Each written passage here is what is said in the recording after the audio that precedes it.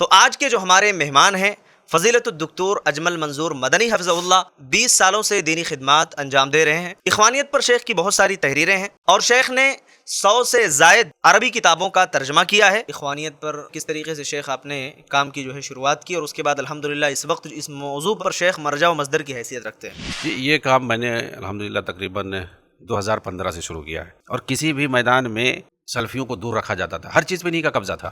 Faisal award ان کو ملا، ان کو ملا، کس کو ملا؟ سب اکثر جو ہے ابوالحسن علی ندوی، یوسف قرضاوی، مودودی، ذاکر نائک کے۔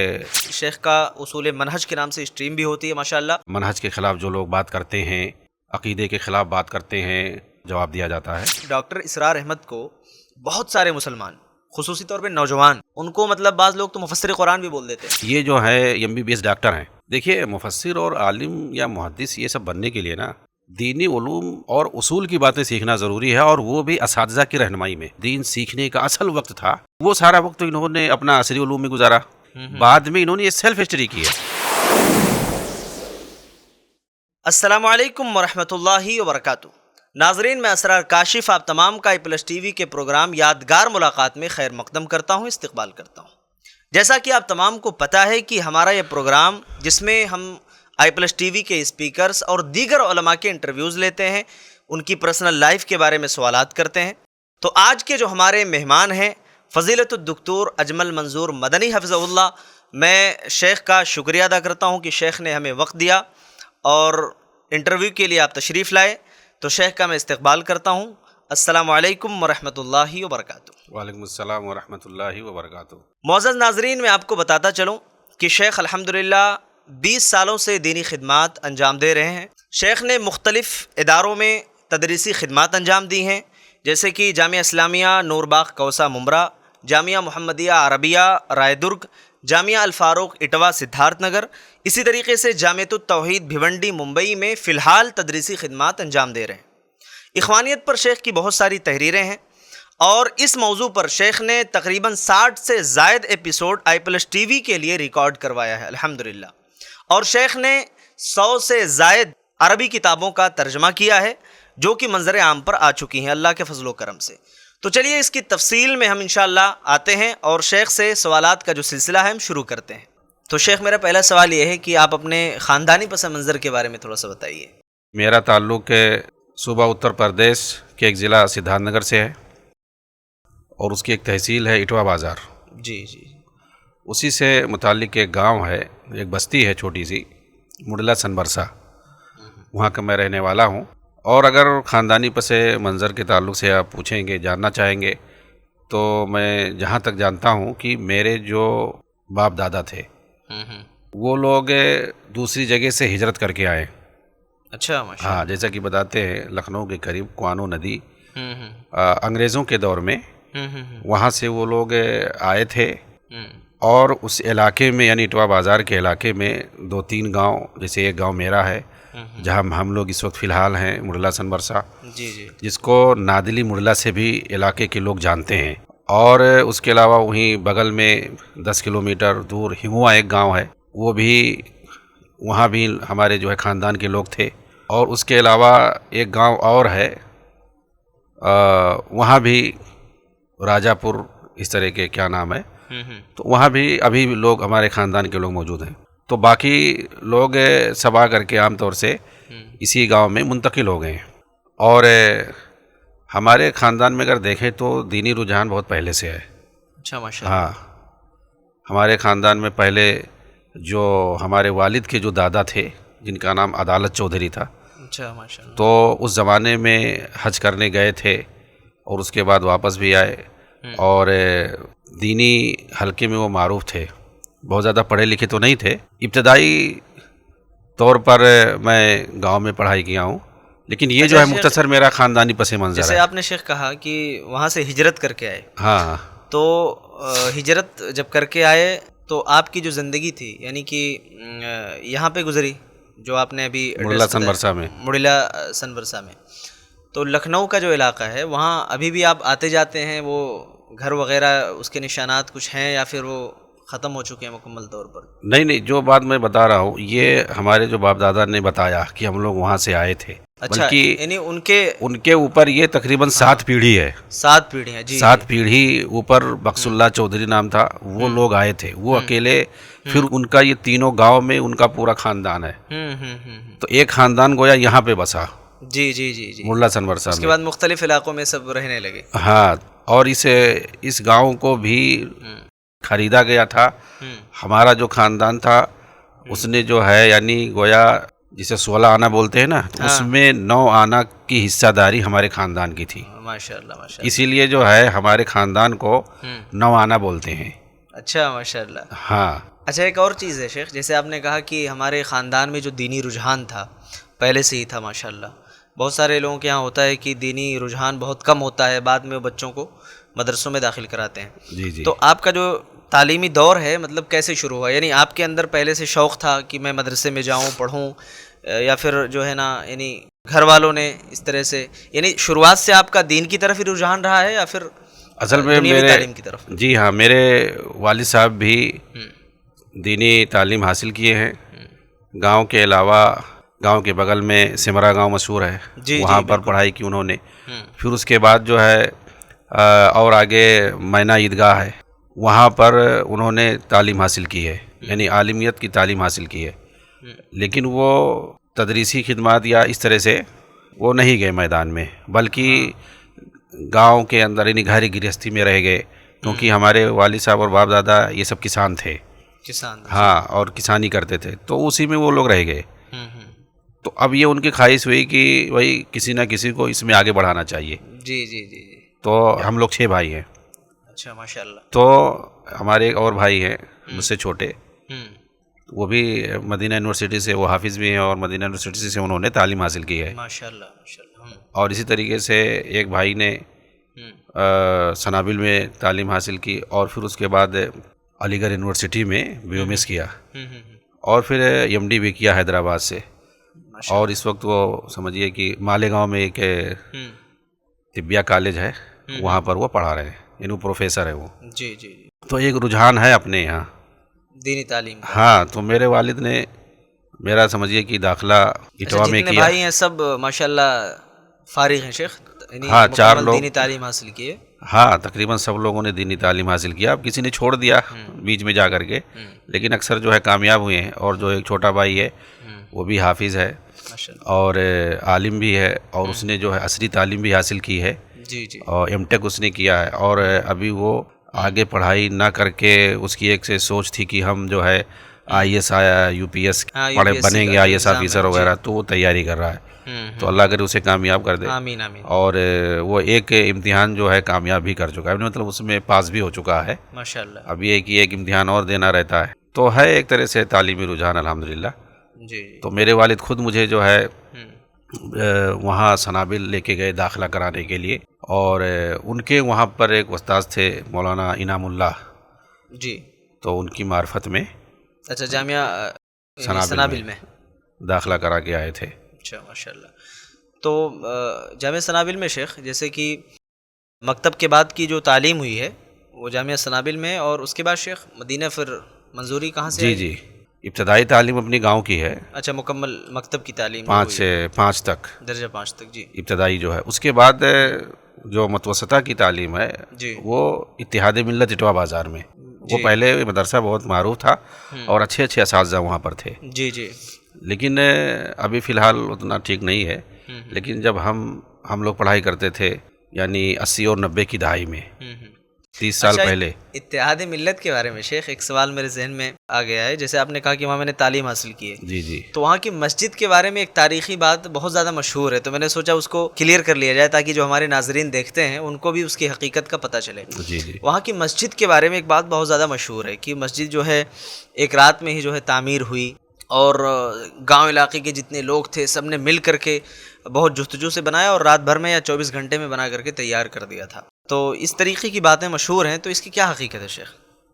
جی، اس کی ہے حقیقت ہے، سچائی ہے، وہ ایک تنازع ہوا تھا، وہی بغل ہی میں اس کے ایک مندر ہے، جسٹ بغل میں مندر ہے، اور وہ مندر ابھی بھی ہے، تو ان لوگوں نے اس جگہ پر دعویٰ کیا تھا جہاں فی الحال مسجد ہے، جی، تو جج نے یہ فیصلہ دیا تھا کہ جو ہے 24 گھنٹہ آپ لوگوں کے لیے ہے.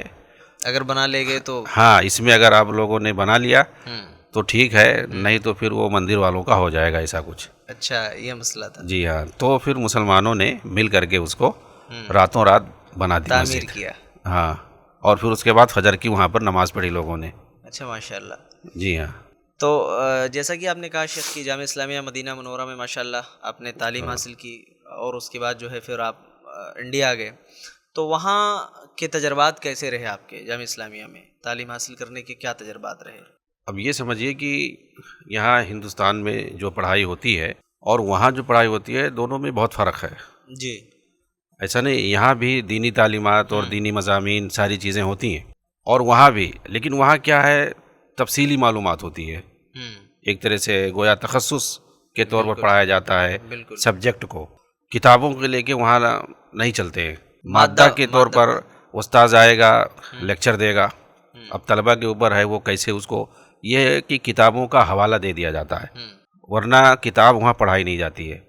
استاذ آئے گا، اپنا لیکچر دے گا، لیکچر دے کے چلا جائے گا. اب طلبہ جو اپنا تیاری کرتے ہیں، مطالعہ کرتے ہیں، تو ایک علم کی وہاں گہرائی ملتی ہے. تو یہ وہاں کی اچھائی ہے. اب یہاں سے جو بھی مواد پڑھتے ہیں وہاں جا کے اس سے علم میں مزید گہرائی آ جاتی ہے، اور بھی مزید وہاں پہ علوم سیکھنے کا موقع ملتا ہے. مسجد نبوی کے اندر دروس کے حلقوں میں شامل ہونے کا وغیرہ لگتے ہیں. جی ہاں موقع ملتا ہے. تو ایک نیا جو ہے وہاں تجربہ حاصل ہوتا ہے، اور بہت ساری وسعتیں وہاں پر معلوم ہوتی ہیں. ہاں یعنی تعلیم حاصل کرنے کے بہت سارے ذرائع ہیں وہاں پہ. جی جی. تو شیخ جیسے ہوتا ہے نا کہ طالب علم جب علم حاصل کرتا ہے تو طالب علمی کا ایک دور ہوتا ہے، اس کے بعد کی زندگی جو ہے دعوت و تبلیغ کی زندگی ہو جاتی ہے، اور بہت سارے جو طلاب ہوتے ہیں ان کو وہ کسی نہ کسی کو اپنے لیے آئیڈیل بناتے ہیں کہ بھئی فلاں استاذ اس طرح سے ماشاءاللہ پڑھاتے تھے، یا پھر ان کے اخلاق سے متاثر ہوتے ہیں. تو آپ کی زندگی میں شیخ کن اساتذہ نے جو ہے بہت زیادہ گہرا اثر ڈالا ہے؟ آپ کے جو بہت سارے اساتذہ رہے ہیں جنہوں نے تعلیم دی ہے. اساتذہ جنہوں نے اثر ڈالا اگر آپ دیکھیں تو مختلف اساتذہ ہیں. جی جی. ابتدائی تعلیم جو گاؤں سے میں نے حاصل کی، اور یہاں تک کہ مدینہ یونیورسٹی تک میں نے پڑھا ہے. تو گاؤں میں ایک مولانا تھے، مولانا عبدالرقیب صاحب. جی. عبدالرقیب سلفی، جو کہ سمرا جکہیا کے تھے. علمی گاؤں ہے. تو وہ ہمارے گاؤں میں انہوں نے بہت دنوں تک پڑھایا، اور میں نے پوری تعلیم سمجھیے کہ ان سے حاصل کی ہے. اور بھی بہت سے اساتذہ وہاں تھے، پڑھاتے تھے، لیکن ان کی باتیں زیادہ یاد ہیں. جی جی. ہاں، اور وہ بڑی محنت سے پڑھاتے تھے. گھروں میں بھی آتے تھے، نگرانی کرتے تھے کہ مغرب سے عشاء تک بچے پڑھتے ہیں یا نہیں پڑھتے ہیں. وہ جو ہے لالٹین کا زمانہ تھا. جی جی. اس کو جلا کے پڑھتے تھے، یا جو ہے دیا ہوا جلا کر کے، موم بتی وغیرہ جلا کر کے. ہاں، پڑھتے تھے. جی. تو وہ والا دور تھا. تو مغرب سے عشاء تک یہ تھا، ہم لوگوں کو ہدایت رہتی تھی کہ گھر میں پڑھنا ہے. تو مولانا باقاعدہ آتے تھے، چھپ کر کے دیکھتے تھے. اچھا، گھر تک کی نگرانی ہوتی تھی کہ گھر میں پڑھ رہے ہیں کہ نہیں؟ گھر میں آتے تھے، گھر میں جاتے تھے، اسے دیکھتے تھے جی کہ پڑھتے ہیں بچے یا نہیں پڑھتے ہیں. پھر جو نہیں پڑھتا تھا اگر وہ دیکھ کر کے آتے کہ بچے جو ہے اس گھر میں نہیں پڑھ رہے ہیں تو کلاس لیتے تھے، یعنی جو ہے صبح مدرسے میں پکڑتے تھے اور سزا دیتے تھے. تو اس لیے جو ہے بچے اپنے گھروں میں باقاعدہ پڑھتے تھے مغرب سے عشاء تک، پابندی کے ساتھ پڑھتے تھے. اور ان کی جو ہے یعنی لکھتے بھی تھے بہت اچھا، خوش خطی ماشاء اللہ. ہاں، تو محنت سے پڑھاتے تھے. تو بہرحال ان سے جو ہے کافی کچھ سیکھنے کو ملا. اسی طریقے سے اٹوا کے اندر اتحاد ملت میں وہاں بہت سارے اساتذہ نے پڑھایا، خاص طور سے مولانا شبیر احمد مدنی حفظہ اللہ. جی ہاں، جو کہ اس وقت جامعۃ الفاروق الاسلامیہ کے سمجھیے کہ ناظم ہیں. جی جی. ہاں، تو انہوں نے ہمیں تفسیر پڑھائی ہے. تو ان سے بہت کچھ سیکھنے کو ملا، خاص طور سے اخلاقی پہلو سے، اور کیسے طلباء کو ڈیل کرنا چاہیے. بالکل. تو بہت اچھا اور پیاری باتیں کرتے ہیں، سمجھانے کا طریقہ جو ہے. اور اتفاق سے الحمدللہ ان کے ادارے میں مجھے پڑھانے کا موقع بھی ملا ماشاءاللہ. تو وہاں بھی ان سے جو اپنے تعامل رہے، تعلقات رہے، وہ بہت اچھے رہے الحمدللہ.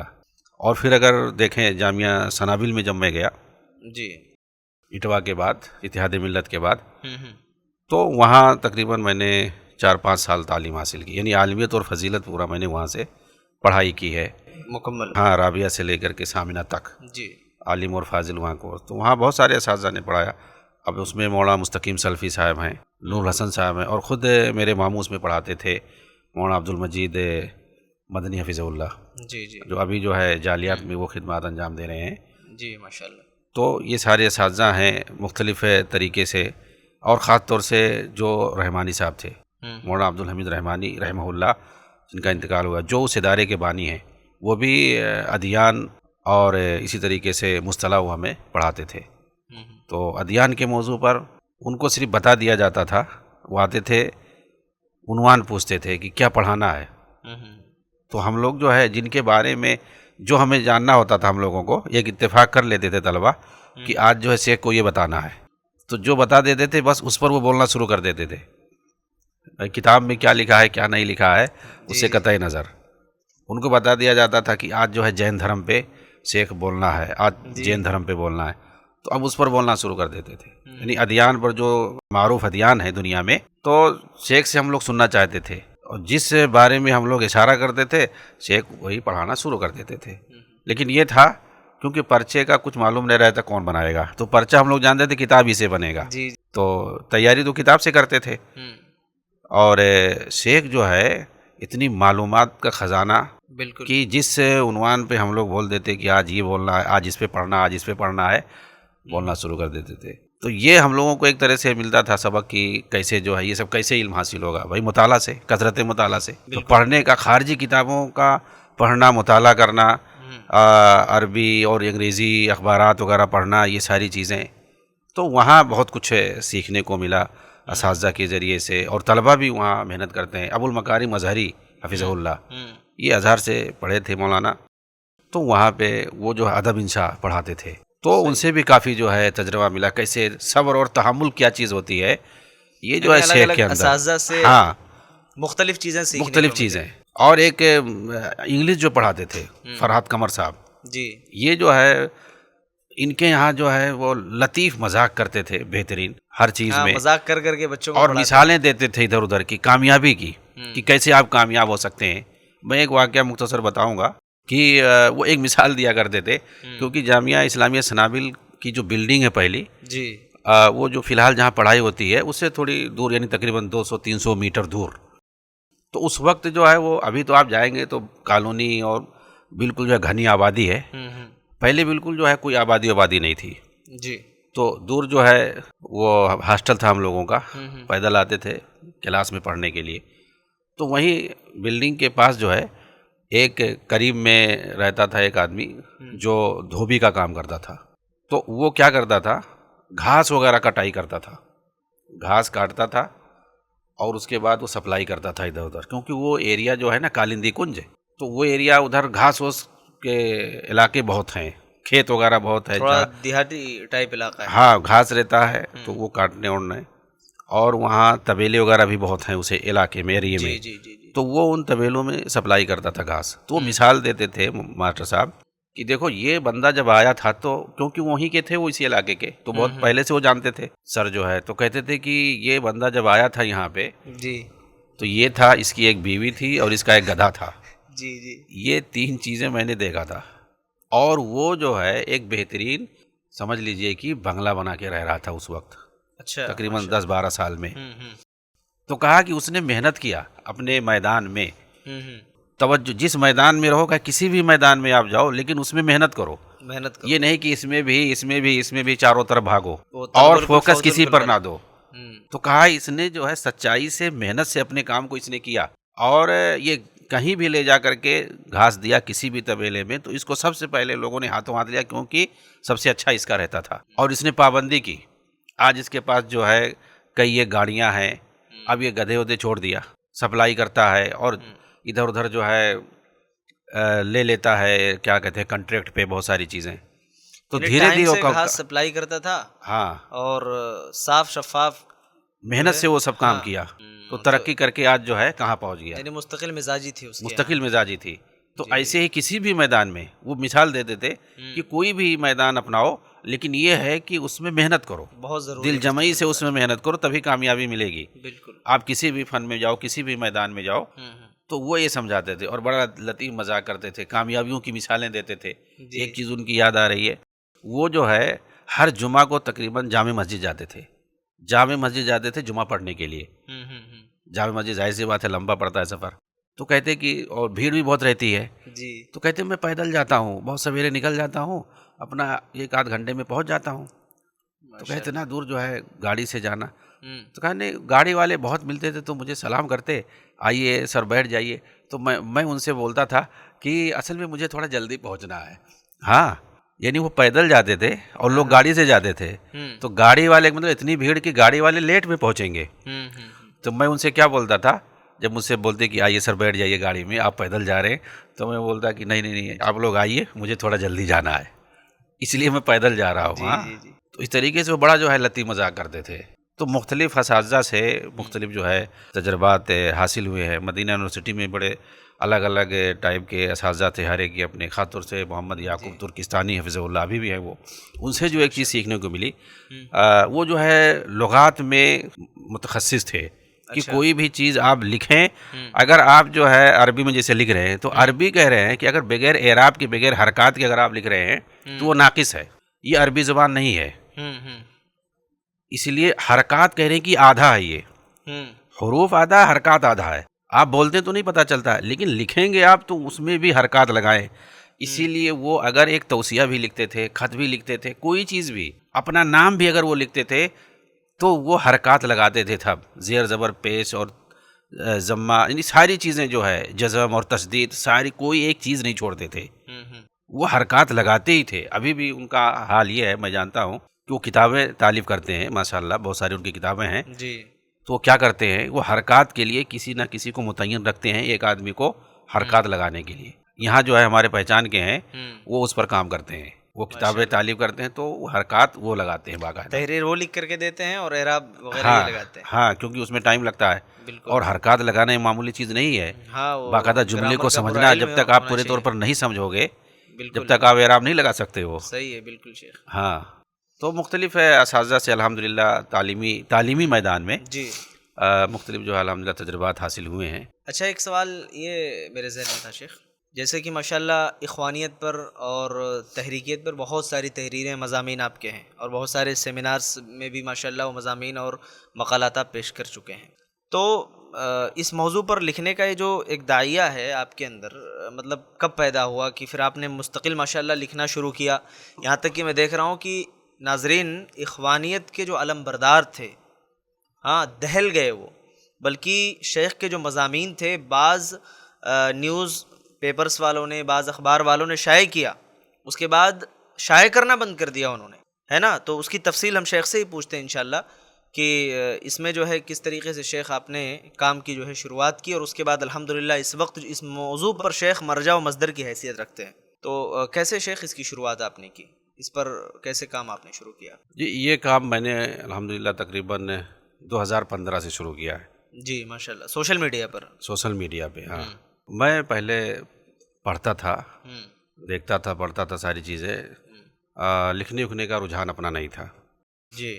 تو دکتور وسیم محمدی حفظہ اللہ، جو اس وقت ہائل یونیورسٹی سعودی کے اندر لیکچرر ہیں، تو ان سے ایسے بات ہوئی کہ ہندوستان کے اندر خاص طور سے آپ یہ سمجھیں کہ وہی 2015 میں سعودی کے اندر ایک تبدیلی آئی تھی کہ ملک عبداللہ کا انتقال ہوا، تو اس کے بعد جو ہے ملک سلمان جو ہیں فی الحال وہ وہاں کے حاکم بنے، تو ایک تبدیلی تھی، اور تبدیلی جسے کہہ رہے ہیں، اخوانیوں کا جو پہلے غلبہ تھا جس طریقے سے ہر میدان میں، ہر فیلڈ میں، تو انہوں نے کیا کیا سب الٹ دیا، ملک سلمان نے آ کر کے ساری چیزیں الٹ دی، اخوانیوں کا جو غلبہ تھا وہ سب ختم کر دیا، حتیٰ کہ جو دیوان الملکی کا جو حاجب تھا وہ کسی جو ہے سلفیوں کو باقاعدہ دور رکھتا تھا، ملاقات نہیں کرنے دیتا تھا، اور کسی بھی میدان میں سلفیوں کو دور رکھا جاتا تھا، ہر چیز پہ انہی کا قبضہ تھا، خاص طور سے اکیڈمک لائن میں، ادارتی امور میں، ہر جگہ یہ جس کو مشورہ کرتے، سفارش جس کے حق میں کرتے تھے،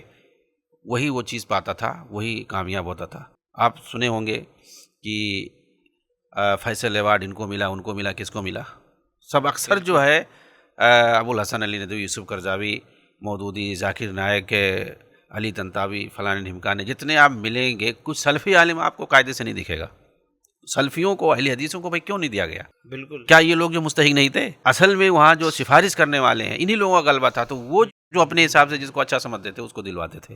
لیکن یہ جب آئے ملک سلمان تو انہوں نے پورا، کیونکہ جو سلفی علماء تھے وہ پہلے سے بھی کتابیں لکھتے تھے اور ان لوگوں کو ایکسپوز کرتے تھے، لیکن ان لوگوں کو احساس بعد میں ہوا کہ کیسے یہ لوگ جو پورے ملک کی تباہی کے پیچھے پڑے ہوئے ہیں، اور ادھر ادھر جو ہے جو عرب بحاریہ کے نام سے انہوں نے فساد مچائے 2010-11 میں، ان لوگوں کی سمجھیے کہ آنکھ کھلی. تو اس کے بعد ایسے لوگوں پر انہوں نے قدغن لگایا، اور پھر جو ہے سلفی علماء کو باقاعدہ آگے بڑھایا گیا ہر چیز میں، مساجد کے اندر اور اداروں میں، تعلیمی اداروں میں، خاص طور سے عدالتوں میں، ہر جگہ ان کو جو ہے دعوتی میدان میں ہر جگہ ان کو آگے بڑھایا گیا. تو یہ 2015 کی جو تبدیلی تھی تو اس پر جو ایسے گفتگو چل رہی تھی، اور اس چیز کو لے کر کے جب وہاں پر اخوانیوں کی پابندی لگائی گئی اور کتابوں پر پابندی لگائی گئی، باقاعدہ بہت سارے علماء کی کتابوں کی، یوسف قرضاوی، مودودی، سید قطب اور کس کی سب بہت سارے لوگوں کی کتابوں پر پابندی لگا دی گئی. تو اس وقت جو ہے سعودی کے خلاف بہت سارے لوگ لکھنا شروع کیے، پہلے سے بھی لکھتے تھے، گالی گلوچ شروع کر دیا. ہاں، لیکن 15 کے بعد جو ہے بہت زیادہ پروپیگنڈا شروع کر دیا گیا. پہلے تو روافظ اور شیعہ وغیرہ زیادہ بریلوی کرتے تھے، سعودی کے خلاف لکھتے بولتے تھے، لیکن اب یہ تحریکی اور اخوانی بھی حرکت میں آ گئی جب ان پر بھی پابندی لگی. بالکل. تو یہ لوگ بھی بہت زیادہ لکھنا شروع کر دیے. تو بات چل رہی تھی ایسے، تو اس پر کچھ لکھنا چاہیے، ہم لوگوں کو بھی لکھنا چاہیے، کیونکہ کوئی لکھنے والا نہیں تھا اور کوئی بولنے والا نہیں تھا. تو اس وقت فیصلہ کیا اور اخوانیت پر میں نے لکھنا شروع کیا. یعنی مطلب 2015 سے ہاں، یہ کہ ان کی حقیقت کیا ہے، یہ لوگ کیا ہے، ان کو اس طرح سے مجاہد بنا کر کے پیش کیا جا رہا ہے میڈیا میں، تو یہ اخوانیوں کی حقیقت کیا، آخر چاہتے کیا، اور 90 سالوں سے آج تک ان لوگوں نے کیا کیا، ان تحریکیوں نے، ان اخوانیوں نے آج تک کیا کیا، شیعوں اور رافضیوں کے ساتھ مل کر کے عالم اسلام کے ساتھ ان کا جو ہے اصل ٹارگٹ کیا ہے اور ان کے کرتوت کیا ہیں آج تک. تو میں پورا جو ہے تفصیل سے لکھنا شروع کیا، اور یہ کہ سعودی کا جو اصل جو وہاں پہ کام ہے اور جو ریئل جو حقیقت ہے وہاں کی زمین، کیونکہ وہاں رہ کر کے آئے، میں جو ہے جالیات میں بھی رہا، قصیم کے علاقے میں، اور مدینہ میں بھی 5 سال میں نے رہ کر کے پڑھائی کی. تو وہاں کی حقیقت میں جانتا تھا کہ سعودی کیا ہے اور یہاں کس طرح پیش کیا جا رہا ہے، یا ترکی کیا ہے اور اس کو کیسے جو ہے امت کا رہنما اور مسیحا بنا کر کے پیش کیا جا رہا ہے. 2023 کا لوگ انتظار کر رہے ہیں کہ ترکی خلافت قائم ہوگی، کیا کیا دنیا بھر کے بکواس جو ہے. اور ایران کو، جو کہ عالمی اسلام مسلمانوں کا جو دشمن ملک ہے، اس کو جو ہے مسیحا بنا کے پیش کیا جا رہا ہے یہاں کی اردو میڈیا میں، انگریزی، ہندی، ساری میڈیا میں. تو بالکل جو ہے ساری چیزیں الٹا. اب ہم لوگوں کو سب معلوم ہے کہ یہ سب بالکل الٹا بنا کے پیش کیا جا رہا ہے، اور جو حقیقی جو ہے دین کے رہنما، اور جہاں اصل جو ہے دین قائم ہے صحیح سے حرمین میں یا بلاد حرمین میں سعودی کے اندر، اس کو تو سب سے بڑا طاقت بنا کے پیش کیا جا رہا ہے. جہاں کی عدالتوں میں شرعی فیصلے ہوتے ہیں، حدود کے ساز کا باقاعدہ نفاذ ہوتا ہے، امن و امان کا جو حال سعودی میں ہے وہ دنیا میں کہیں نہیں ہوگا. وہاں پہ جس طرح سے خیال کیا جاتا ہے، اور یہ دنیا دیکھ بھی رہی ہے. ہاں، زکوٰۃ کا پورا جو ہے نظام اور سسٹم وہاں پہ قائم ہے، اور بیت المال کا نظام قائم ہے، خیراتی ادارے جگہ جگہ ہیں. اسی لیے جو ہے مانگنے پر پابندی ہے، جرمانہ ہے اگر کوئی مانگ رہا ہے. ہر جگہ جو ہے وہاں خیراتی ادارے ہیں، وہاں جاؤ اپنا نام لکھاؤ، سب کچھ کرو. وہاں جو جادوگروں پر پابندی ہے، اگر کوئی پکڑا جائے. شرک بدعت پہ پابندی ہے، کوئی قبر جو ہے پکی نہیں بنا سکتا ہے. ساری چیزیں معلوم ہوتی ہیں جب حکومت کو معلوم ہو جائے کہ یہاں کی انڈیا، پاکستان وغیرہ کی جو حجاج عمرہ کرنے والے جاتے ہیں، کچھ علاقوں میں اگر شرک وغیرہ کرتے ہیں یا بدعت کا کام کرتے ہیں، کہ یہ جو ہے ایک مرتبہ تو ایسا ہو کہ درخت ہے، یہاں جو ہے دائی حلیمہ بیٹھ کر کے دودھ پلاتی تھی، ایسا ویسا، اور وہاں لوگ جا کر کے اس درخت کے نیچے بیٹھتے تھے، نماز پڑھتے. لوگوں جب بتایا گیا کہ اس طرح سے آ کر کے انڈیا والے فلاں جو سو حرکت کرتے ہیں، فوراً جو ہے جی سی پی بھیج کر کے اس درخت کو کٹوا دیا گیا اور پورا علاقہ برابر کرا دیا گیا. تو یہ جو ہے حکومت جو ہے خیال کرتی ہے وہاں کوئی شرک بدعت کا اڈا آپ کو نہیں ملے گا، خاص طور سے حرمین میں یا کہیں بھی پورا. تو وہ سب ہم لوگوں کو معلوم تھا. تو میں نے جو ہے لکھنا شروع کیا اس طریقے سے الحمدللہ، اور ایک طرح سے سمجھیے کہ بھونچال آ گیا. سب لوگ میرے خلاف بولنا شروع کر دیے، یہ سب کیا ہو کیا، اور ساری چیزیں میں دلائل سے دیتا تھا. اچھا، کئی بار ایسا تو نہیں ہوا شیخ کہ جب فیس بک وغیرہ پر آپ نے تحریریں بھیجنا شروع کیا تو تحریروں پر بین لگا ہو یا پھر اس کو ڈیلیٹ کر دیا گیا ہو، رپورٹ کیا گیا ہو، اس طریقے کی چیزیں؟ اس طرح کی چیزیں بہت پیش آئی ہیں آپ کے ساتھ، بلکہ جو ہے موبائل یعنی فون پر بھی دھمکیاں لوگوں نے دی ہیں.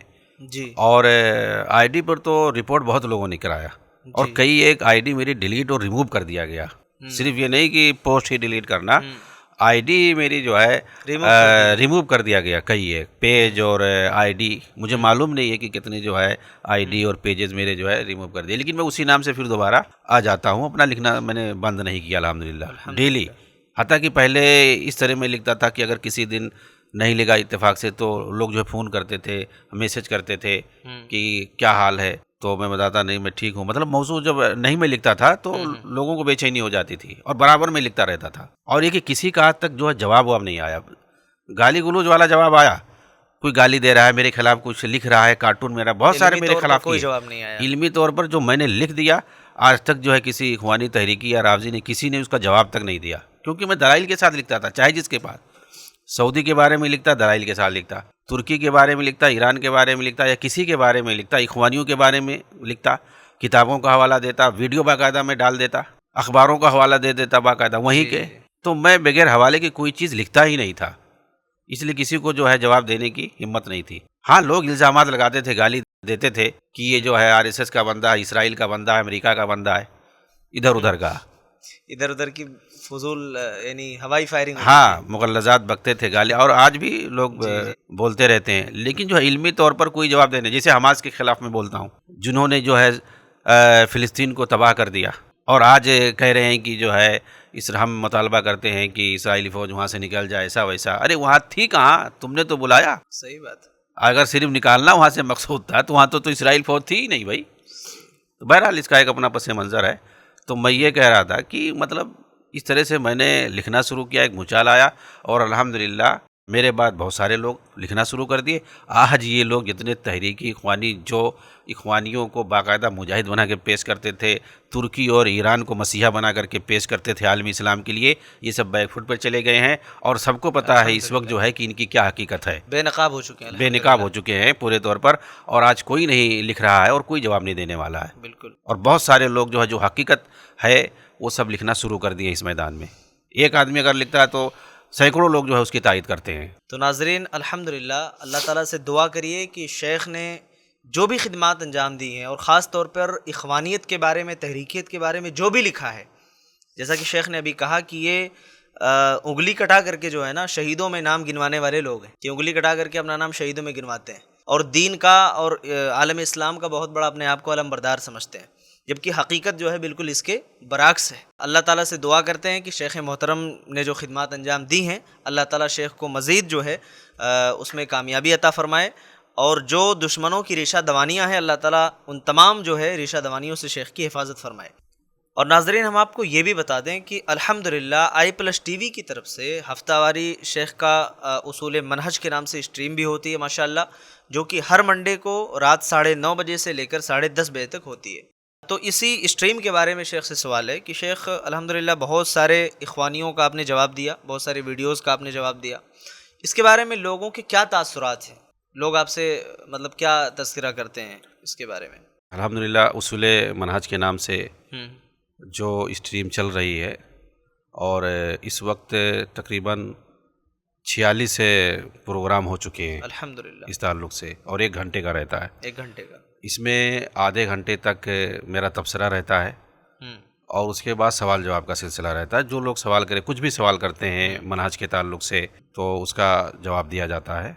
اور ابھی تو مختلف جو ویڈیوز ہیں لوگوں کے، خاص طور سے یعنی جو نوجوانوں کے خلاف، منہج کے خلاف جو لوگ بات کرتے ہیں، عقیدے کے خلاف بات کرتے ہیں، گمراہی پھیلانے والا کام کرتے ہیں، تو ایسے ویڈیوز کو پلے کیا جاتا ہے، پھر اس کے اندر ان کی کیا کیا چیزیں ہیں، کیا گمراہیاں، کیا قابل اعتراض چیزیں ہیں، اس کا جو ہے جواب دیا جاتا ہے، اور اس کا بہت ہی اچھا جو ہے میسج آ رہا ہے۔ اس اسٹریم میں خصوصی جو ہے خیال کیا جاتا ہے کہ سوشل میڈیا میں خاص طور سے جو گمراہی پھیلائی جا رہی ہے، بالکل جو مطلب اصول منہج کے خلاف جو باتیں ہیں، دین کے اصل جو ہے منہج کے خلاف، جو کہ صحابہ کا منہج ہے، نبی صلی اللہ علیہ وسلم کا بتایا ہوا جو طریقہ ہے، ہر میدان میں، چاہے سیاست کے میدان میں ہو، دین کے میدان میں ہو، کسی بھی میدان میں، تو وہ سب کچھ اسلام میں بتایا گیا ہے۔ اس کے خلاف جو باتیں پیش کی جاتی ہیں، تحریری شکل میں پھیلائی جاتی ہیں ان تحریکیوں اور اخوانیوں کی طرف سے، رافضیوں کی طرف سے، یا اسی طریقے سے ویڈیوز جو کلپ پھیلائے جاتے ہیں اور نوجوان سنتے ہیں، اسی میں مست ہو جاتے ہیں، تو ان کو سامنے رکھ کر کے یہ چیز رکھی جاتی ہے اور اس پر جو ہے تبصرہ کیا جاتا ہے اور جو علمی مواخذات ہوتے ہیں اس کو پیش کیا جاتا ہے، اور اس کا جو الحمدللہ اچھا رزلٹ ہے الحمدللہ. جی.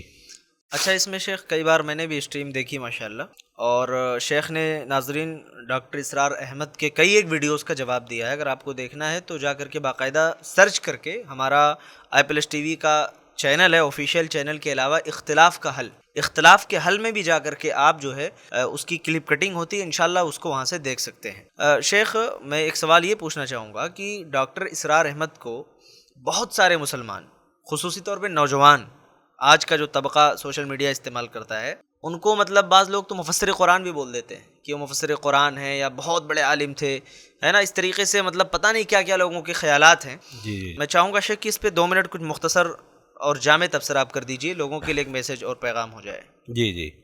دیکھیے، مفسر اور عالم یا محدث یہ سب بننے کے لیے نا دینی علوم اور اصول کی باتیں سیکھنا ضروری ہے، اور وہ بھی اساتذہ کی رہنمائی میں. بالکل. ان کی جو ہے جو دین سیکھنے کا اصل وقت تھا، دین سیکھنے کا مطلب یعنی تعلیم دینی تعلیم جو حاصل کرنے کا، اساتذہ کی رہنمائی میں اصول کی باتیں، وہ سارا وقت انہوں نے اپنا عصری علوم میں گزارا. یہ جو ہے MBBS ڈاکٹر ہیں. اچھا. تو اپنا فیلڈ چھوڑ کر کے بعد میں انہوں نے یہ سیلف اسٹڈی کی ہے، خود مطالعہ کیا انہوں نے، اور اس کے بعد جو ہے عربی انہوں نے سیکھا. اور چلیے بہت سارے ایسے جو سیلف اسٹڈی والے وہ تو عربی بھی نہیں سیکھتے ہیں، ڈائریکٹ جو ہے ٹرانسلیشن سے کام کرتے ہیں. انہوں نے عربی سیکھی اور اس کے بعد مفسر بن گئے، قرآن کا درس دینے لگے. تو ایسے تھوڑی ہوتا ہے. آپ جو ہے مفسر کے لیے کن کن علوم کا حاصل کرنا ضروری ہے وہ آپ دیکھیں گے تو حیران ہو جائیں گے کہ اگر کوئی ان کو مفسر کہے تو. اسی لیے آپ دیکھیں کہ جگہ جگہ انہوں نے ٹھوکر کھائی ہے. آپ قرآن کی ایک آیت ہے، سورہ حدید کی مثال کے طور پر بتا رہا ہوں، والاول والآخر والظاہر والباطن، سورہ حدید کی 10 نمبر آیت ہے، مشہور آیت ہے. اس کے بارے میں کہہ رہے ہیں کہ یہ قطعی طور پر وحدت الوجود پر دلالت کرتی ہے آیت، حالانکہ وحدت الوجود کا وہاں کوئی پتہ ہی نہیں ہے. وحدت الوجود ایک کفریہ عقیدہ ہے، اور یہ عقیدہ یہ رکھتے تھے اور اس کو قرآن سے ثابت کرتے تھے. اگر یہ اصول حدیث پڑھے ہوتے تو تفسیر کرنے کا جو طریقہ ہے آیت کا، قرآنی آیت کا، کہ سب سے پہلے قرآن کو قرآن سے تفسیر کی جاتی ہے، اور اس کے بعد جو ہے حدیث دیکھا جاتا ہے کہ اللہ کے رسول نے اس آیت کے تعلق سے کیا بتایا، صحابہ نے کیا پوچھا ہے. تو اس میں حدیث موجود ہے، باقاعدہ صحیح مسلم کی حدیث موجود ہے کہ یہ جو چاروں صفات ہیں اس آیت کے اندر، اول آخر ظاہر باطن، اس سے کیا مراد ہے حدیث کے اندر اللہ کے رسول نے خود بتائی ہے. تو اہل السنہ والجماعت جو مفسرین پائے جاتے ہیں وہ اس حدیث کو پیش کرتے ہیں. آپ کسی بھی تفسیر بالمعصور میں آپ اس حدیث کو پا جائیں گے، لیکن وہ اس حدیث کی طرف اشارہ نہ کر کے ڈائریکٹ کہہ رہے ہیں کہ وحدت الوجود پر یہ آیت دلالت کرتی ہے. نعوذ باللہ، یعنی گویا ایک کفریہ عقیدہ ثابت کر رہے ہیں قرآن سے. تو ان کے یہاں بہت سارے خرافات ہیں، ان کے یہاں جو ہے تقلید پائی جاتی ہے، ان کے یہاں تصوف جو ہے پایا جاتا ہے، اور ان کے یہاں جو خمینیت پائی جاتی ہے، رافضیت جو پائی، انہوں نے کتاب باقاعدہ لکھی ہے، شیعہ سنی مفاہمت، وقت کی اہم ضرورت. ان کے یہاں شیعوں سے اتحاد کرنا وقت کی اہم ضرورت ہے. بتائیے، اس پر ان کی کتاب ہے. یہ ایران کے خمینی کے جو ہے مزار پر گئے تھے باقاعدہ. کیا مطلب اس کا؟ اس سے عقیدت تھی تبھی تو گئے تھے اس کے مزار پہ، اور وہاں جا کر کے اس کی سراہنا کرنا، اس کی تعریفیں کرنا. اور کئی لوگ ان کو ہیرو مانتے ہیں. ہاں، کہ ہم سنا کرتے تھے کہ مزاروں پر جو ہے بہت برائی ہوتی ہے، شرک بدعت، اور یہاں پر کچھ بھی نہیں. ہم نے وہاں جا کے فاتحہ پڑھا، وہاں پہ کوئی شرک بدعت نہیں. خمینی کے مزار پہ اور شرک نہ ہو، اور مزار کی تعریف کرنا، یہ ساری چیزیں. یہ جو ہے وحدت الوجود جیسے کفریہ عقیدہ کے علاوہ یہ ڈاروین کا جو کفریہ اور الہادی عقیدہ ہے، نظریہ ارتقاء جسے کہتے ہیں، ایولیوشن تھیوری، اس کے بھی یہ قائل تھے. اور یہ عجیب طرح سے اس میں باتیں پیش کرتے ہیں کہ انسان کی جو تخلیق کے جو مراحل ہیں، یہ متعدد مراحل سے انسان گزرا ہوا ہے. حضرت آدم سے پہلے بھی یہ ایک کافی لمبے، اور بگ بینگ سے اس کو جوڑتے ہیں، جو بگ بینگ کا نظریہ ہے کہ اچانک ایک دھماکہ ہوا تھا، کیا ہوا تھا کیا نہیں، اس کو انسان کی تخلیق سے جوڑتے ہیں باقاعدہ. اور پھر اس میں لا کر کے حضرت آدم علیہ السلام کی جو تخلیق ہے، جو پیدا کیے گئے، اس سے لا کر کے جوڑتے ہیں. پھر اس کے بعد آگے نسل بڑھی ہے، اور انسان جو ہے لاکھوں سال تک عہد طفولت میں تھا. یعنی مطلب عقل جو یہ پختہ ہوئی ہے ایک ساتھ نہیں ہوئی ہے، دھیرے دھیرے. نہیں تو پہلے انسان بہت کم عقل تھا، جانوروں جیسے تھا، ایسے دھیرے دھیرے پھر عقل اس کی ہوئی ہے. لاکھوں سال تک وہ ایک بچے کی طرح سے تھا.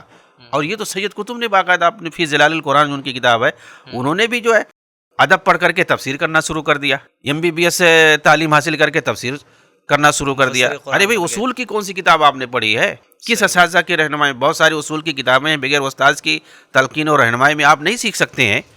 فرائض ہے مثال کے طور پر، تجوید کا فن ہے، مصطلح کا فن ہے، اصول تفسیر ہے، اصول حدیث ہے، اصول فقہ ہے، بہت ساری جو ہے یہ اصول کی کتابیں آپ نہیں پڑھیں گے تو دو حدیثوں کے درمیان کیسے تطبیق دینا ہے، دو آیتوں کو آپس میں کیسے سمجھنا ہے. اگر آپ اسلامک ہسٹری قاعدے سے نہیں پڑھیں گے ساری چیزیں، بہت کچھ علم غلم چیزیں لوگوں نے مشہور کر رکھی ہیں، پھیلا رکھی ہیں، تو آپ چاہے جس کی تعریف کرنا شروع کر دیں گے، جس کی بھی چیز اچھی لگے گی. تو اسلام تو اس چیز کو نہیں کہتے ہیں. تو ان کی جو ہے یہ جذباتی باتیں کرتے ہیں، اور یہ جو خلافت کا نظریہ رکھتے ہیں، اور عربوں سے جو بغض کا اظہار ان کا ہے. خلافت کا جو نظریہ ہے یہ کہ ان کا ہے کہ حکومت قائم کرنا، خلافت چاہے جیسے پہلے خلافت قائم کرنا، نہیں تو خلافت ان کو دین یہ سمجھتے ہیں، جبکہ اس کا دین سے کوئی تعلق نہیں ہے. دین جو قائم کرنا اور دین حاصل کرنا، دین کو پھیلانا، ان کے یہاں جب تک حکومت نہیں قائم ہو جائے جب تک کچھ نہیں ہے. جبکہ حکومت ایک وسیلہ زیادہ سے زیادہ، اس کے علاوہ ایسا نہیں کہ بغیر حکومت کے کچھ نہیں ہوگا. ان کے اصل حکومت ہے، عبادت نہیں ہے، ہاں، توحید نہیں ہے. ورنہ تو خود کہہ رہی کہ بھائی نظام کفر میں ہم جی رہے ہیں، اللہ تعالیٰ جو 1 انچ زمین پر تیرا نظام نہیں قائم ہے، ہم نظام کفر میں جی رہے ہیں، ہم تیری نگاہ میں کافر ہیں. یہ تکفیری ذہن کے تھے، یہ خود کو کافر کہتے تھے کہ ہم نظام کفر میں ہیں، ہماری نہ دعا قبول ہو رہی ہے نہ کوئی عبادت قبول ہو رہی ہے. استغفر اللہ. تو نظام کفر میں یعنی اگر کوئی کافر ملک میں رہتا ہے تو اس کا کچھ نہیں قبول ہو رہا ہے. ایسی ایسی باتیں یعنی گمراہ کر کے گئے ہیں کہ آدمی نوجوان کو خاص طور سے کہ وہ داعشی بن جائے بالکل، کہ ہمارا جو ہے کچھ کرنا بیکار ہے، اس لیے سب سے پہلے حکومت قائم کرو، اس سے لڑنا مرنا پڑے گا. اسی لیے جو ہے جاؤ بم باندھ کر کے پھوٹ جاؤ کہیں بھی. اچھا، اس کا مطلب یہ بھی ہوا شیخ کہ جو دعائیں قبول نہیں ہوتی ہیں، ہم یعنی کفر کے اس میں رہتے ہیں سرزمین میں، تو اللہ کے نبی صلی اللہ علیہ وسلم جب آپ کو نبوت میں لیا، آپ نے دعوت کا کام شروع کیا، تو بہت سارے لوگ جو ہے کافر تھے، ہے نا، اسلام پر نہیں تھے، اور وہاں نظام تو کافروں کا تھا بھائی. ہاں، مکہ تو کے اس کا اندر مطلب یہ ہوا کہ پھر ان کی بھی دعا قبول ان کے نظریے کے حساب سے نہیں ہوتی تھی. وہی مطلب ہوا، دعا عبادت کچھ بھی قبول نہیں ہوگا. صحیح ہے شیخ. مطلب دین کے بنیادی چیزوں سے بھی یہ لوگ واقف نہیں ہیں، جیسے کہ بالکل ٹکراتی ہیں ان کی ساری چیزیں، اور لوگ ہیرو مانتے ہیں ان کو، لوگ ہیرو مانتے ہیں. اچھا، سوشل میڈیا کے اس دور میں شیخ سب سے بڑا یہ جو ہے مثال کے طور پر مہدی اور دجال کا مسئلہ آ جاتا ہے. جی. تو عربوں کے بغض میں وہاں کے بارے میں کہ وہاں خانہ کعبہ کا جو امام ہے اس کی دعا قبول نہیں ہوتی ہے، اللہ تعالیٰ اس کے منہ پہ مار دیتا ہے. یہاں تک جو ہے بڑھ گئے. اور عربوں میں جہاں آپ یہ سمجھیں کہ جو حدیث کی روشنی میں جتنی پیشین گوئیاں ہیں مہدی کے بارے میں، اور امام مہدی کہاں سے ظاہر ہوں گے، مدینہ میں وہ رہیں گے اور نبی صلی اللہ علیہ وسلم کے خاندان سے ہوں گے، مکہ میں ان کا ظہور ہوگا اور ان کی مدد مکہ مدینہ کے لوگ کریں گے، یمن کے لوگ کریں گے، شام کے لوگ کریں گے، اور جو بنو تمیم کے لوگ ہوں گے وہ سب سے زیادہ دجال کے خلاف لڑائی کریں گے مہدی کے ساتھ. جو ہے وہ بنی تمیم کے لوگ کہاں ہیں؟ سب نجد میں ہیں. نجد میں اس وقت یعنی سعودی کا آدھا سے زیادہ علاقہ نجد کا ہے، اور قطر کویت وغیرہ کا علاقہ جو ہے نجد میں آتا ہے. تو یعنی آپ دیکھیں تو سیریا ہو گیا، ملک شام پورا، اس کے علاوہ جو ملک شام میں آپ جانتے ہیں اردن ہے، لبنان ہے، سیریا ہے، فلسطین ہے، یہ 4 ممالک بلاد شام میں آتے ہیں.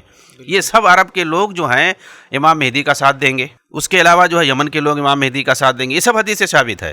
مکہ مدینہ کے لوگ امام مہدی کے ساتھ ہوں گے، اور بنو تمیم کے سارے لوگ مہدی کے ساتھ ہوں گے، یعنی پورا عرب ہو گیا.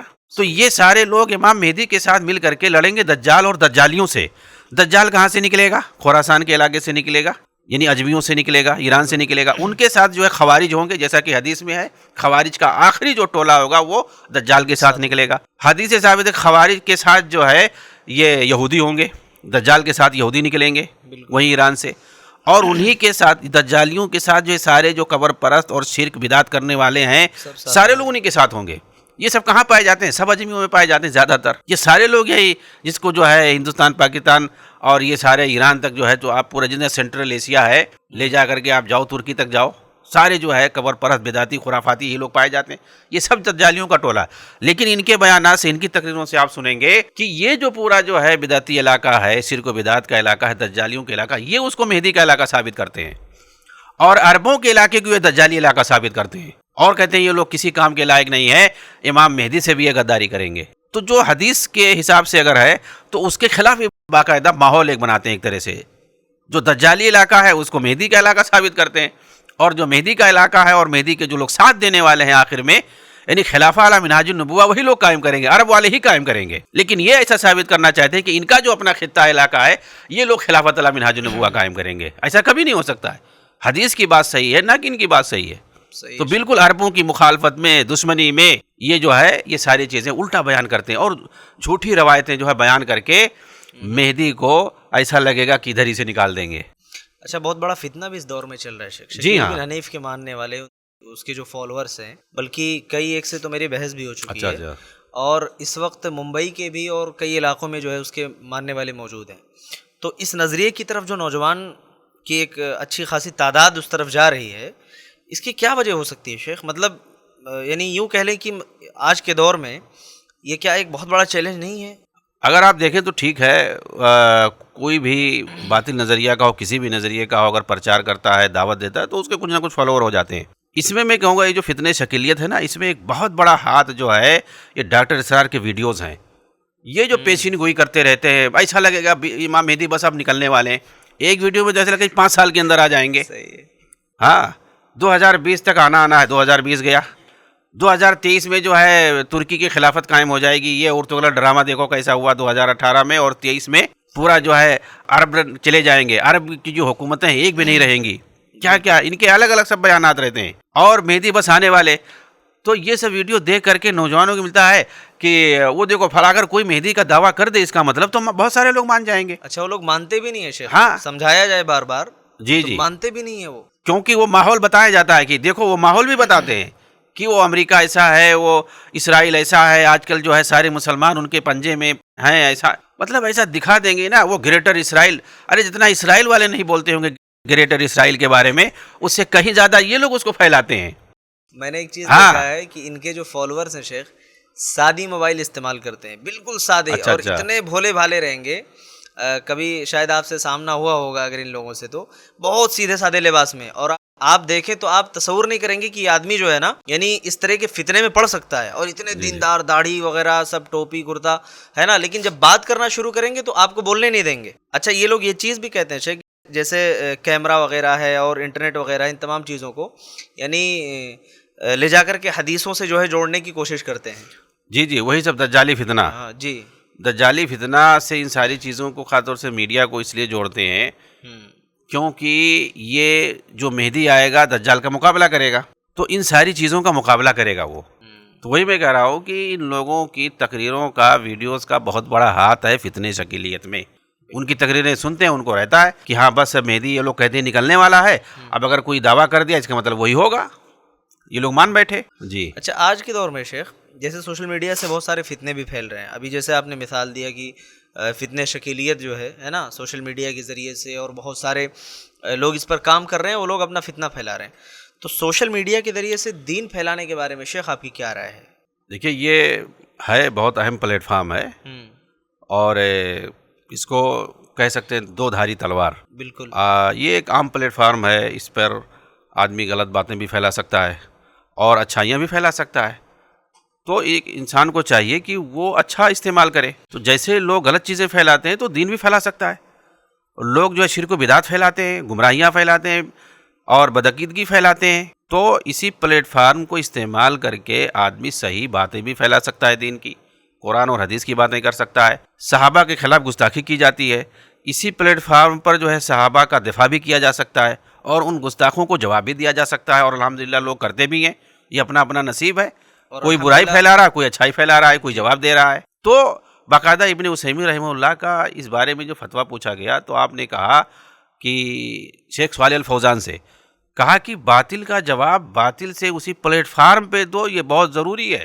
اور آج کا جو سوشل میڈیا ہے ایک نعمت ہے، آپ وہیں پر انہیں ایکسپوز کرو، وہیں پر جا کر کے جواب دو، یہ اچھی بات ہے. تو سوشل میڈیا ایک طرح سے بہتر ہے، اچھا ہے، پلیٹ فارم ہے. یہاں سے دین کا کام بہت ہو سکتا ہے. آپ تحریروں کے ذریعے سے، تقریروں کے ذریعے سے آپ بہت کچھ کر سکتے ہیں. میڈیا کے ذریعے سے آپ گھر بیٹھ کر کے آپ ایک حدیث اگر آپ نے پھیلا دیا، آپ نے لکھ دیا یا بول دیا، وہ پوری دنیا میں پہنچ سکتی ہے. جو کام آپ زمینی طور پر نہیں کر سکتے، سوشل میڈیا پر بیٹھ کر کے وہ بہت کچھ کر سکتے ہیں. تو یہ ایک نعمت ہے، ایک طریقے سے اہل حق کے لیے بہت بڑی نعمت ہے کہ ان کی بات جو زیادہ زمینی پیمانے پر نہیں پہنچا سکتے تھے، آج وہ سوشل میڈیا کے ذریعے سے اپنی جو ہے حق بات یہ پوری دنیا تک پہنچا سکتے ہیں۔ اچھا ناظرین، میں آپ کو بتا دوں، جیسا کہ شیخ نے کہا کہ سوشل میڈیا کے ذریعے سے ہم یعنی دفاع کر سکتے ہیں، دفاع صحابہ کر سکتے ہیں اور حق کی نشر و اشاعت کر سکتے ہیں۔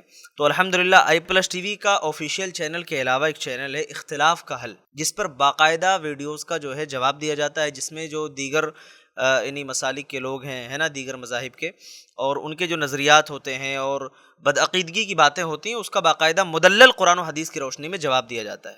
اچھا ایک چیز اور ہے شیخ، یہ جب جوابات دیے جاتے ہیں نا تو بہت سارے لوگوں کے کمنٹس آتے ہیں کہ تم لوگ اختلاف پھیلا رہے ہو، تم لوگ انتشار کر رہے ہو، آج اتحاد کا دور ہے، مل کر کے رہنا چاہیے، اس طریقے کی باتیں نہیں کرنی چاہیے۔ تو آخر کتاب و سنت کے حوالے سے ہم دیکھیں تو اختلاف کے خاتمے کے لیے کیا چیزیں کی جا سکتی ہیں؟ کیسے اختلاف کا خاتمہ؟ کیا اس سے اختلاف بڑھ رہا ہے یا پھر نہیں؟ میں ابھی جو ہے پچھلے جمعہ میں حیدرآباد میں ایک مسجد ہے، وہاں پہ میں نے جمعہ پڑھائی جی، تو میں نے اسے بدعت وغیرہ پہ بولا، اور خاص طور سے جو موجودہ دور کی خارجیت ہے اس پر میں نے بولا، اور کچھ جماعتوں کو، تنظیموں کو میں نے نشانہ بنایا جی، کہ ان کی وجہ سے جو امت کو نقصان ہوا، یہ ساری چیزیں۔ تو وہاں پر اس جماعت سے متعلق کچھ لوگ تھے، تو جمعہ کے بعد ایک بندے نے آ کر کے اپنا جو ہے اعتراض درج کرایا اور کہا مجھے سوال کرنا ہے ایسا ویسا۔ اور خصوصی طور پر یہ لوگ جب اعتراض کرتے ہیں نا تو ایسا اپنے آپ کو دکھاتے ہیں کہ یہی اصل دین کے ٹھیکیدار ہیں، دین کا سب کچھ یہی کرنے والے ہیں، باقی لوگ تو ایسے ہی ہیں، اور ساری جو ہے ہمدردی دین کی انہی کے پاس ہے، بالکل، کیونکہ اقامت دین کا وہ کام کر رہے ہیں نا اپنے حساب سے۔ تو اس بندے نے اعتراض کیا اور سب بتانا شروع کیا کہ آج کل علماء جو ہے ادھر ادھر کے اختلافات بیان کرنے میں، فرقہ اور مسالک کی باتیں کرنے میں اور فروعی مسائل میں رہ جاتے ہیں، اور جو دین کے اصول ہیں، اصولی چیزیں ہیں، اس پر جو ہے کوئی دھیان نہیں دیتا۔ اللہ کی معرفت اور اس کی محبت جو ہے اس پر نہیں کوئی بولتا ہے کہ کیسے تزکیہ ہو، اللہ کی معرفت کیسے حاصل ہو، اور اتحاد کیسے آپس میں قائم ہو، اتحاد پہ نہیں کوئی بولتا ہے، یہ ساری چیزیں۔ اور وہ لیکچر دے رہا ہے اور اپنا تعارف بھی کرا رہا ہے کہ میں لیکچرر ہوں، پروفیسر ہوں، ایسا اور ویسا۔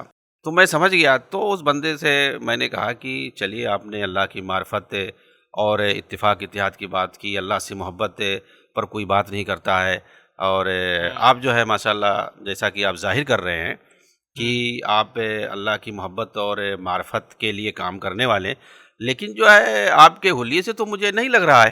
تو کہا آپ ذاتیات پہ؟ میں کہا نہیں، دیکھیے آپ کا داڑھی اور مونچھ ایک بھی نہیں ہے، بالکل سیف ہے، صفا چٹ ہے، تو آپ کون سی جو اللہ کی محبت اور معرفت کی بات کریں گے؟ قرآن میں اللہ تعالیٰ نے فرمایا ہے قُلْ إِن كُنتُمْ تُحِبُّونَ اللَّهَ فَاتَّبِعُونِي يُحْبِبْكُمُ اللَّهُ، مجھ سے اگر محبت کا دعویٰ کر دو تو میرے حبیب کی پیروی کرو۔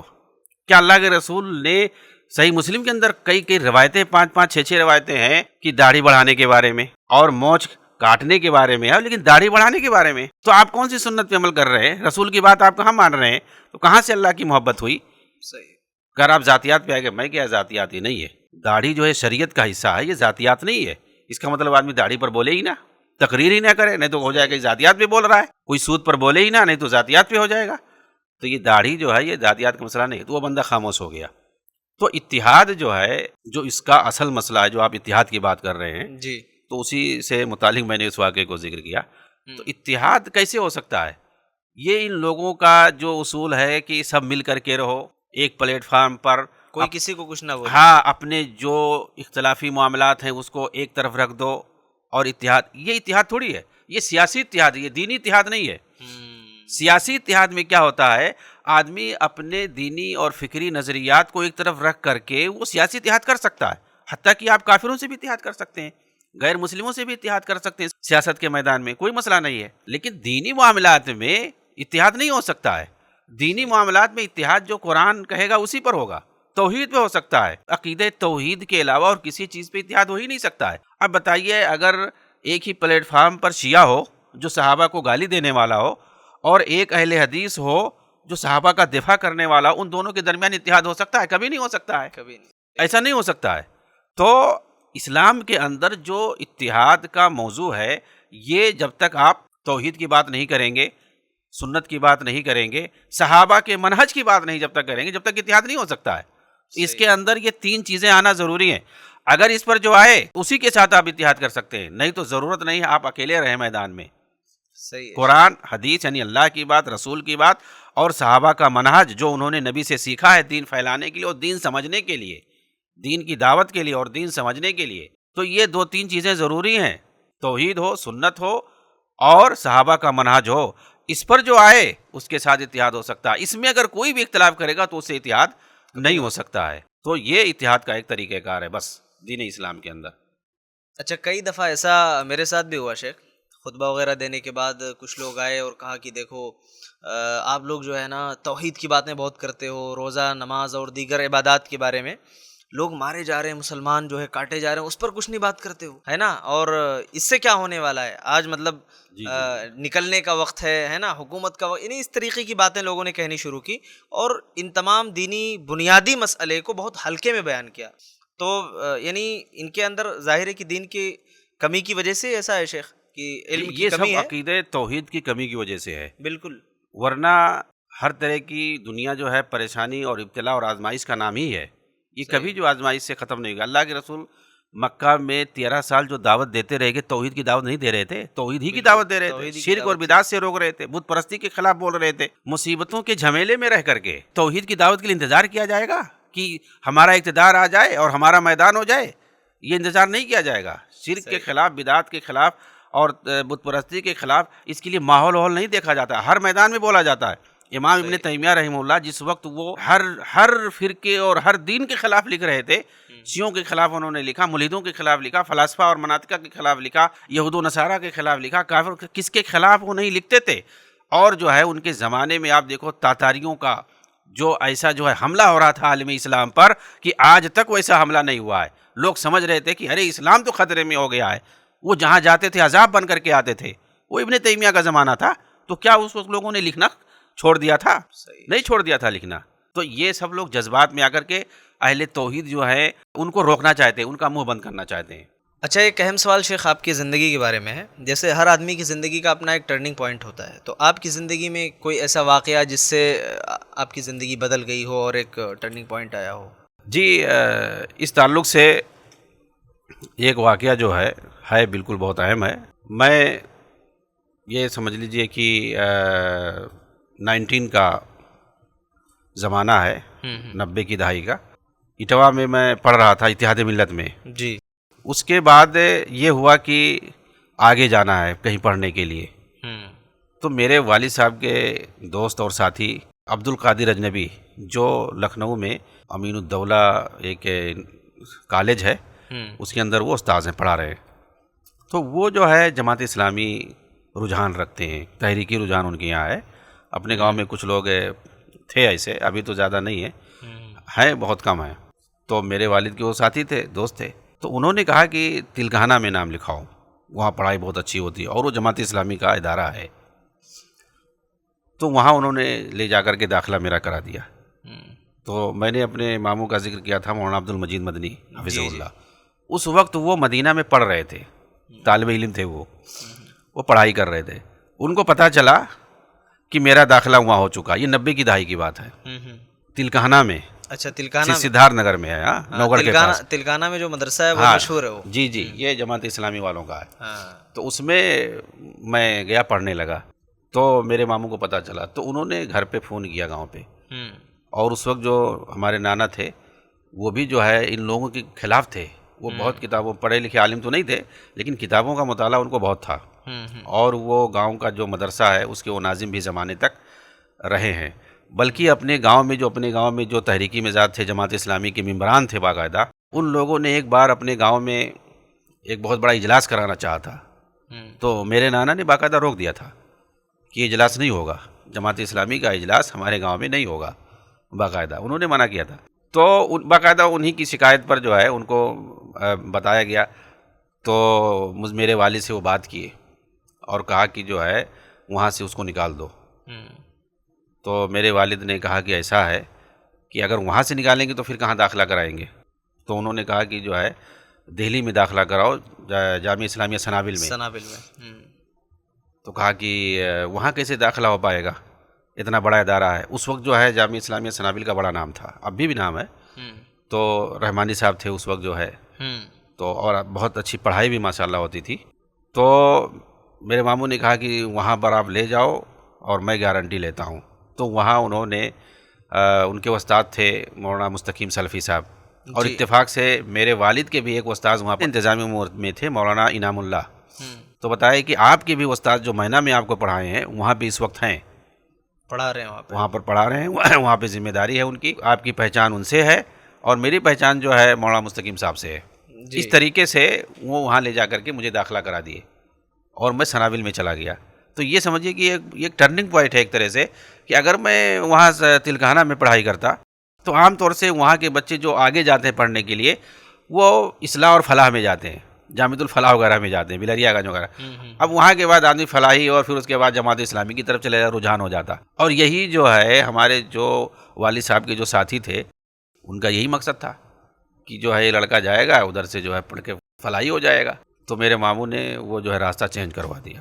تو یہ ایک طرح سے ٹرننگ پوائنٹ ہے الحمدللہ، کہ میں جو ہے اس طریقے سے ایک سلفی ادارے میں میرا داخلہ ہوا اور پھر وہاں سے جو ہے مدینہ یونیورسٹی میں میرا داخلہ ہوا۔ میرے ماموں کہا بھی کرتے ہیں کبھی کبھی کہ تم جو ہے اخوانیت کے خلاف لکھتے ہو، تحریکوں کے خلاف، یہ جو اگر تمہارا داخلہ میں نے وہاں سے کٹوا کر کے سنابل میں داخلہ نہ کروایا ہوتا تو آج خود جو اخوانی ہوتا۔ ہاں صحیح۔ نہیں، عام طور پہ تلکانہ جو مدرسہ ہے شیخ، وہاں پڑھنے والے جو ہیں اس فکر کے حامل ہو ہی جاتے ہیں۔ بہرحال اللہ تعالیٰ ہدایت دے ایسے لوگوں کو۔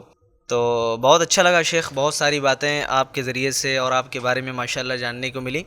ناظرین، تو یہ تھی شیخ سے آج کی ہماری خاص بات چیت i+TV کے پروگرام یادگار ملاقات میں۔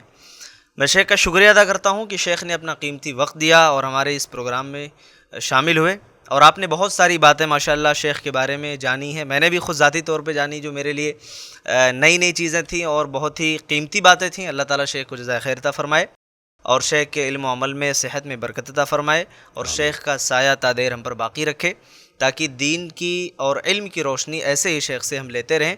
اور انشاءاللہ پھر آپ سے ہم ملاقات کرتے ہیں اگلے ایپیسوڈ میں ایک نئے گیسٹ کے ساتھ۔ تب تک کے لیے السلام علیکم ورحمۃ اللہ وبرکاتہ۔ السلام علیکم ورحمۃ اللہ وبرکاتہ۔ i+TV پر الحمدللہ 140 سے زیادہ علماء اکرام کے پروگرامز، 16,000 سے زیادہ دینی ویڈیوز، ہر ہفتے 35 سے زیادہ علمی اور دعوتی لائیو سٹریمز، اردو، انگلش اور بنگلہ زبانوں میں کام۔ i+TV mobile app, smart T V app اور i+ ریڈیو پر 24 گھنٹے لائیو پروگرامز، 40 سے زیادہ سوشل میڈیا ایپس پر daily video upload, 13 YouTube channels, الحمدللہ تجربے کار علم والے علماء، اسلام کی صحیح تعلیمات لوگوں تک پہنچانا اور دین کی دفاع۔ اس کام کو آپ کو ضرور سپورٹ کرنا چاہیے۔ جزاک اللہ خیر، والسلام علیکم ورحمۃ اللہ۔ Support i+TV۔ ڈونیشن دینے کے لیے 9588888826 پر کال کریں۔ ایسے ہی اور ویڈیوز بنانے میں ہماری مدد کریں۔